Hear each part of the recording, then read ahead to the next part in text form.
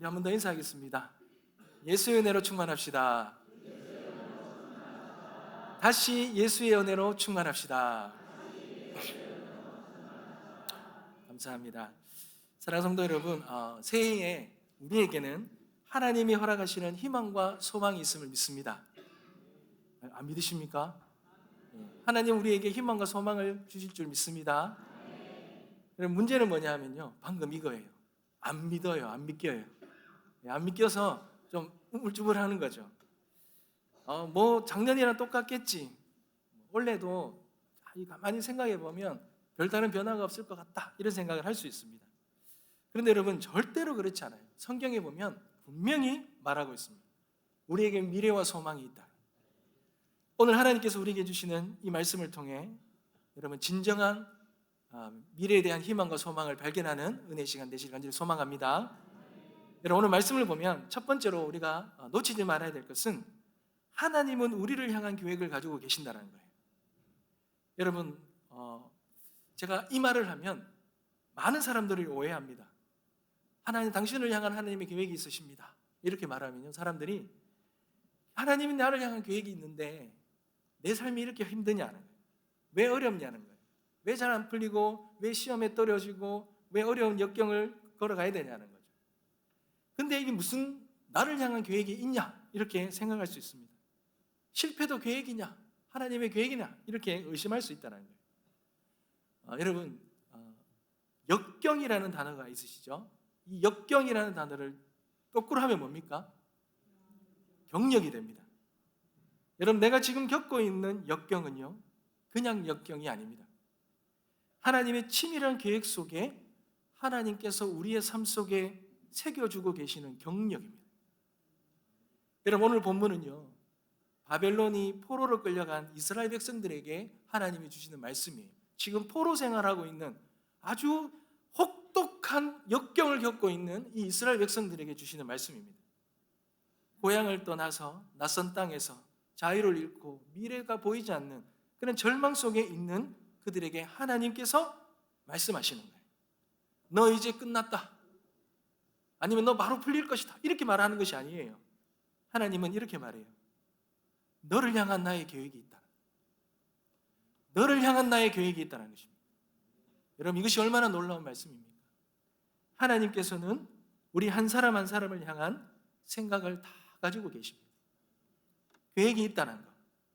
여러분, 우리의 삶이 어렵고 실패하고 잘 안 풀리고 이래서 하나님이 마치 우리를 망각하거나 우리를 잊은 존재가 아니라, 우리를 버린 존재가 아니라는 거예요. 내가 지금 겪고 있는 이 역경이, 내 인생의 실패가, 하나님께서는 그 모든 것을 가지고 계획 아래, 하나님의 계획 아래, 하나님이 디자인하고 계시는 그 시간표 안에 있다라는 것, 여러분 잊지 마시기 바랍니다. 여러분, 제가 참 궁금했던 게 하나 있는데요, 여기 왕산으로 가다 보면 건물이 하나 크게 리모델링이 다 됐잖아요. 근데 그 옆에 건물이 하나 있더라고요. 근데 그 건물이 철거를 할지 리모델링을 할지 모르겠더라고요.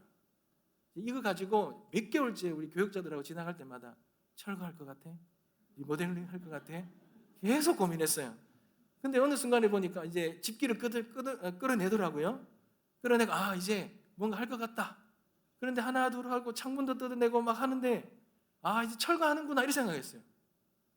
근데 갑자기 여기 보니까 뼈대만 다 남겨놨어요. 그리고 들려오는 이야기가 리모델링 할 거다, 이러더라고요. 여러분, 제가 그걸 보면서 우리는 그 공사 현장만 보잖아요. 그러니 당연히 모르죠. 그러나 그것을 계획하고 그걸 앞으로 진행하는 거기에 자리에 있는 분들은 알지요. 이것이 다음에 어떻게 이루어지고 어떻게 완공되어 나갈 것인가에 대해 다 알고 있는 거죠. 여러분, 우리의 삶은 지금은 공사판이에요. 공사판이어서 우리가 어떻게 될지 몰라요. 이대로 공사하다가 중단될지, 망할지, 아니면 앞으로 멋진 건물이 될지 몰라요. 그렇지만 하나님은 그 완공의 모습을 가지고 계신다는 것입니다. 여러분, 우리의 인생과 삶의 수고가 그렇습니다. 아무리 노력을 해도 티가 안 나요. 전혀 뭔가 일이 일어날 것 같지 않습니다. 여러분, 예레미야 오늘 본문을 보면요, 하나님께서 이 백성들에게 희망과 소망을 이야기하는데요. 그래서 이 사람들에게 뭔가 이제 곧 돌아갈 것이다 이렇게 나올 것 같은데 그렇지 않아요. 그 땅에서요 집을 지어 살아라 그래요. 텃밭을 만들고 그 열매를 먹어라 그래요. 그 성읍의 평안을 구하고 그를 위해 기도하라 그럽니다. 여러분 몇 년요? 70년. 29장 10절에 보면 70년이 걸려요. 여러분 이게 뭡니까? 우리는 즉시 해결하기를 원하잖아요. 즉시 하기를 원하잖아요. 그런데 우리 하나님의 시간 속에는요 즉시 해결만이 약속된 게 아니에요. 우리 하나님의 가장 관심은 뭐냐면 끝까지 책임지는 그 마지막까지 책임지시는 하나님이시라는 거예요. 그러니 우리가 희망이라고 하면 빨리 뭔가 좋아지고 금방 끝날 것이라고 생각하지만 그것이 희망이 아니라 하나님이 우리에게 주시는 희망은 내가 너를 붙든 채로 너를 데리고 내가 원하는 목적지까지 끝까지 가겠다는 것. 이것이 하나님이 우리를 향한 계획이라는 것입니다. 사랑하는 성도 여러분, 포로의 자리에 있어도 하나님은 미래를 말씀하셔요. 이 모든 것이 너희를 향한 나의 계획 속에 있는 시간이다. 여러분 이것이 은혜입니다. 여러분 제가 참 불만이 하나 있던 게 있어요. 어머니 아버지께 불만이 있었던 게 뭐냐면 제가 이사를 한 숫자를 세하려 봤거든요. 근데 50몇 번을 하다가 더 이상 카운트를 안 합니다. 제가 초본을 떼어보니까요 4장 5장이 나와요. 이사를 엄청 많이 했어요. 아버지랑 저랑 이사를 되게 잘하거든요. 옛날에는 전화선 이런 것도 막 다 있고 그런 거 되게 잘. 그때요 제가 얼마나 불만이 많은지 몰라요. 여러분 이사 많이 하면은 가구가요 다 부서져요.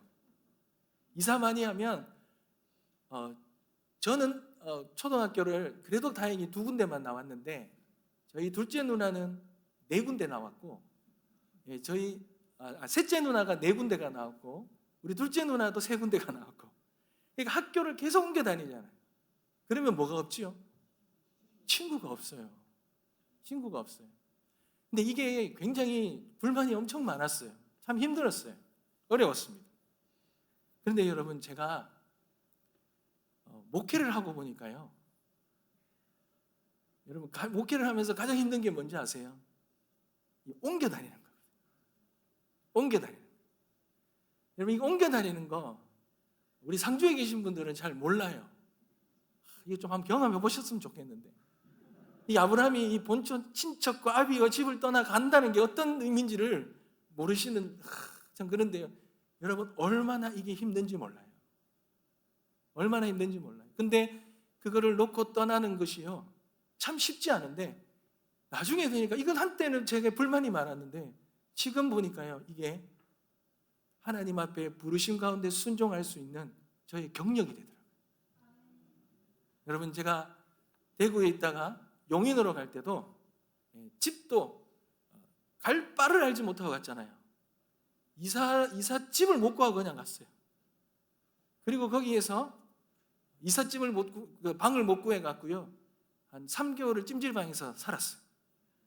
그리고 이 집을 못 구해 갖고 정말 힘들었습니다. 집을 정말 구하기 어려서 힘들다가 정말 하나님의 은혜로 기적으로 집을 구했죠. 옮겨갔지요. 근데 거기서 6년을 살았는데 그 집을 두고 또 저 끝까지 부산까지 가는 게 쉽지 않아요. 여러분 정말 쉽지 않습니다. 웬만하면 그 옆에 있는 교회를 좀 찾아보고 싶었어요. 실제로 기다렸어요. 바로 옆에 있는 교회. 집 옆에 있는 교회들을 다 찾았어요. 근데 하나님이 열어주시지 않으셔요. 아주 먼 곳으로 하시더라고요. 근데 그걸 옮겨가는 것도 참 쉽지 않았습니다. 근데 거기 갔다가 다시 또 상주로 오잖아요. 여러분 이사를 가는 거 쉽지 않아요. 그런데 사실은 지금은요 이제 그런 것은 두렵지 않습니다. 심지어 외국으로 간다 해도 별로 두렵지 않아요. 그렇게 제가 대단한 이게 아니라 저에게 이런 모든 시간들이 하나님께서 다 계획이 있으셨더라고요. 지금 생각해 보면 다 계획이 있으셨어요. 여러분 제가 고등학교 때 자동차에 조금 관심이 많았어요. 그래서 자동차를 공부를 하고 좀 관심을 가지다 보니까 자격증이 있더라고요. 그래서 이 자격증 한번 따볼까 싶어서 그냥 혼자 공부해서 시험을 쳤더니 이거 뭡니까? 필기가 통과됐어요. 그래가 이게 실기 시험이 있더라고요. 근데 실기 시험을 치러 갔는데 제가 실기를 안 해봤잖아요. 그래 갔다가 전혀 건드릴 수가 없더라고요. 그래서 그걸 놓쳤습니다. 그런데 그때 그 공부한 것이요, 저는 내 인생에 더 이상 쓰임받지를 못할 것 같았어요. 그런데 그 이후로요, 그것이 그때 그 공부한 것이 얼마나 많이 쓰이는지 모릅니다. 제가 군대 가서도 그런 걸 썼고요. 그리고 제가 목회와 사역을 하면서도 이것이 얼마나 많이 쓰이는지 몰라요. 여러분, 우리의 인생에 과연 우연이 있겠습니까? 여러분, 우리 하나님 우리의 삶을 우연으로 역사하시고 인도하시는 분 아니십니다. 우리 하나님은 그 어떠한 것보다 치밀한 계획 속에서 우리의 삶을 인도하고 계셔요. 그러니 우리의 삶에 일어나는 어떠한 삶, 이것이 잘 풀리든 못 풀리든 어떠한 것이라도 여러분 가벼이 여기지 마십시오.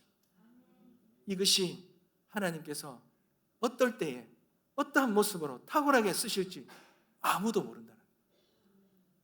하나님, 우리를 향한 생각이 있으시고 계획이 있으시다는 것, 여러분 잊지 마시기 바랍니다. 여러분, 두 번째는, 근데 하나님의 계획은요 뭡니까? 오늘 말씀해 보니 평안이다 그래요. 재앙이 아니고 평안이다 그래요. 하나님의 계획은 우리를 해치려는 것이 아니라는 거예요. 우리를 고통을 주려는 것이 아니라는 거예요. 하나님의 마음은 우리에게 평안을 주시는 것이다. 여러분, 우리가 살아가면서 많은 아픔을 겪잖아요. 질병도 있고 마음의 고통도 있고 외로움도 있습니다. 근데 여러분 잊지 말아야 될 것이 있다면 이것이 하나님의 최종 목적이 아니라는 거예요. 이 모든 것들은 과정이라는 거예요. 하나님의 최종 목적은 뭡니까? 우리에게 평안을 주시는 거예요. 물론 이 평안이라는 건 세상이 주는 생각하는 평안과 달라요. 세상은 모든 것이 다 조건이죠. 평안한 어떤 상황이 내가 생각하는 대로 잘 돼야 평안이라 생각해요. 환경이 좋은 평안. 그런데 하나님이 생각하시는 평안은 그런 평안이 아닙니다. 하나님이 주시는 평안은요, 이 환경과는 상관이 없어요. 이 환경은 어떨지 몰라도 하나님과 함께 할 때 우리가 누리는 평안을 주시기를 원하십니다. 여러분, 예수님께서 제자들에게 이렇게 말씀하시잖아요. 평안을 너희에게 끼치노니 곧 나의 평안을 너희에게 주노라. 내가 너희에게 주는 것은 세상이 주는 것과 같이 아니하니라. 여러분, 주님이 이 땅에 오셔서 제자들의 삶을 낫게 하셨습니다. 주님이 오심으로 인해서 그 땅에 제자들과 함께 있는 모든 땅의 가족들이 죽지 않았습니까? 질병이 없었습니까? 아닙니다. 주님이 오셨지만 여러분, 분명한 것은 오늘 우리의 삶들보다 더 힘들게 사는 거예요. 그 당시의 삶들이. 그런데 주님께서 그 제자들에게 주시는 평안, 그 평안은 문제가 없어서가 평안이 아니라 문제 가운데서도 우리의 마음을 지키는 평안을 약속하신 것입니다. 여러분, 그러니 우리는 병실에서도 평안할 수 있고요, 힘든 일과 중에서도 평안할 수 있습니다. 잠 못 이루는 밤에도 하나님이 주시는 평안을 누릴 수가 있습니다. 여러분, 우리 하나님, 우리를 재앙으로 몰고 가는 그런 분이 아니십니다. 우리를 부러뜨리시려고 하시는 분이 아니고 우리를 낙심시키고 절망 가운데서 실패 가운데 몰아넣으시려는 분이 아니시라는 거예요. 우리 하나님은 우리를 살리시는 분, 회복하시는 분. 그러니까 그 모든 과정에서 우리에게 진정한 샬롬, 평안의 은혜를 통하여서 우리를 빚어가시는 그 하나님을 우리는 믿습니다. 사랑하는 성도 여러분, 영국의 한 화가가요, 평안이라는 주제로 그림 공모전을 열었습니다. 한 사람은 아주 잔잔하고 고요한 호수를 그렸어요. 그런데 여러분, 1등을 한 그림은 어떤지 아십니까? 이 그림이 아니고요, 깎아지른 절벽에서 거대한 폭포수가 쏟아져 내리는데 그 폭포 옆에 작은 바위 틈에 둥지를 튼 이 어미 새끼를 품고 있는, 그리고 편안히 잠든 그 그림, 그 새의 그 그림이 1등이에요. 이게 평안이라는 거예요. 여러분, 이 세상에요, 여러분 속지 마십시오. 이 세상에 진정한 평안이 어디 있습니까? 여러분, 오늘도 세계 곳곳에는 전쟁이 일어나고 있습니다. 여러분, 오늘도 우리가 살아가고 있는 이 시간에는 우리가 예상하지 못하는 아픔과 고통과 죽음과 실패와 절망이 가득합니다. 여러분, 저도 제가 인생은 짧게 살았지만 그래도 저도 살아보면서 경험한 모든 세상을 보니까 한순간도 실패 없는 순간이 없었고, 한순간도 넘어짐이 없는 시간이 없었고, 한순간도 마음 편하게 살아본 적이 없는 것 같아요. 그런데 하나님은 그런 우리들에게도 평안이라는 약속을 주셨다는 거예요. 사랑하는 성도 여러분,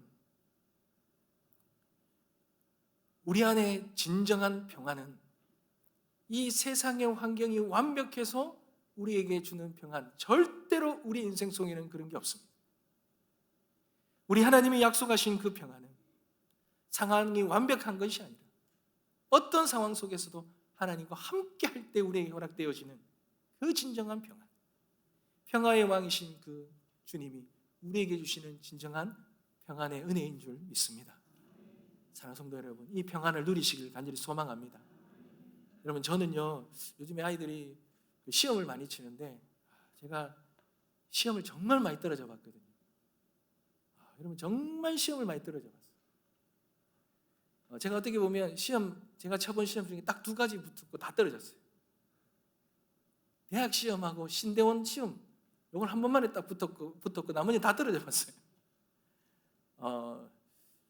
저 운전면허도 제가 2번 떨어졌거든요.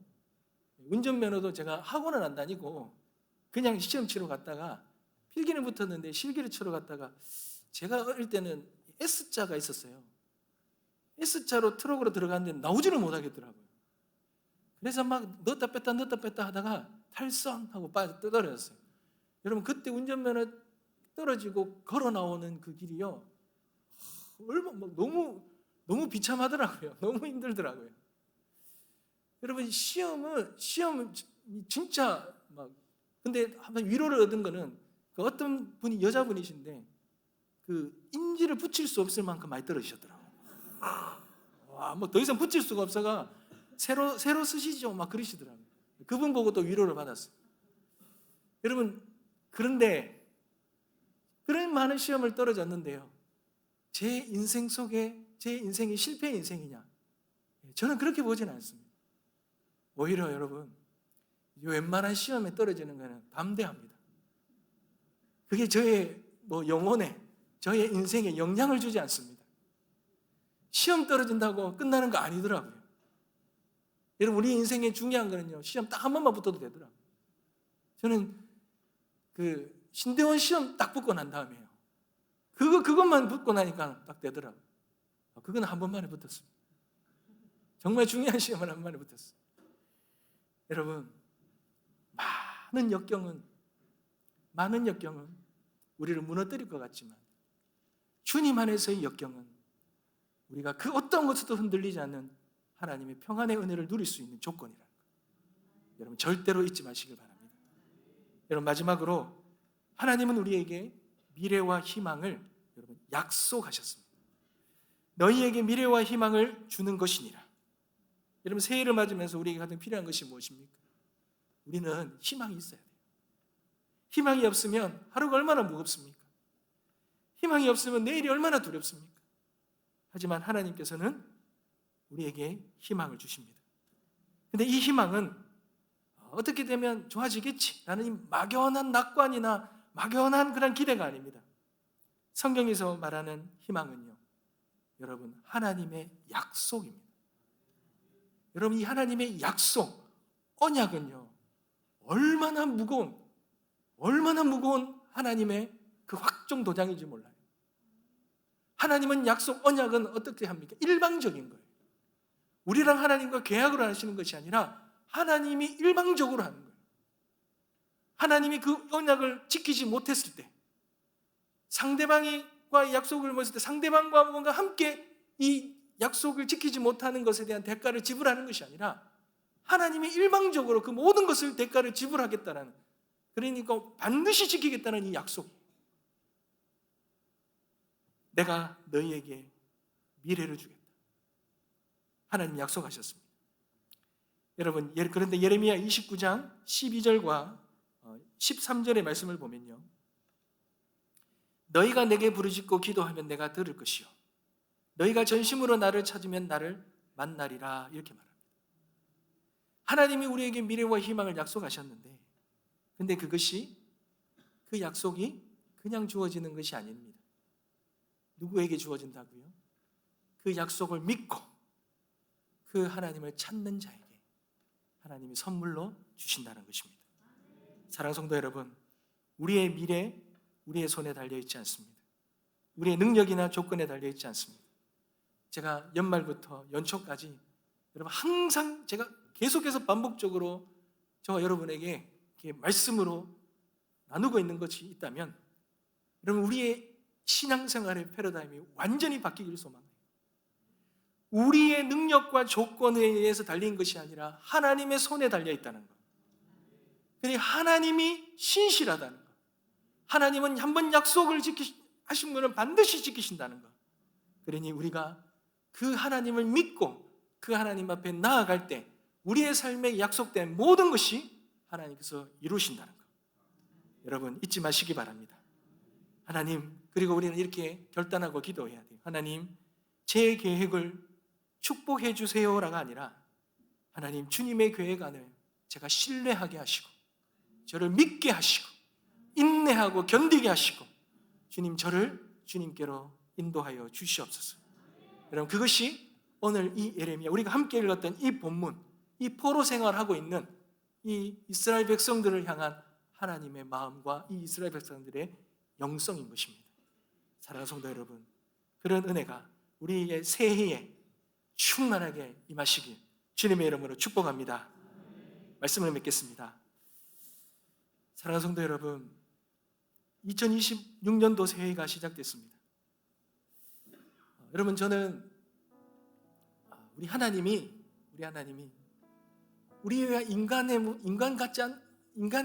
다르다는 것이 너무 감사해요. 저는 이 MBTI를 보면 P가 조금 있거든요. ISTP입니다. P. 여러분, 이 P가 뭡니까? P하고 반대가 J죠. 이건 계획적이라는 거예요. J는 계획적이고 P는 약간 즉흥적인 융통성이 있는 그런 거예요. 근데 저는 참 P를 사랑하거든요. P를 참 좋아합니다. 그런데 이 P가 J에게는 참 힘이 돼요. 어려워요.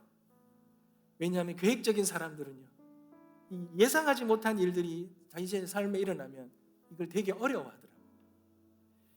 그런데 반대로 또 P는 J가 답답해요.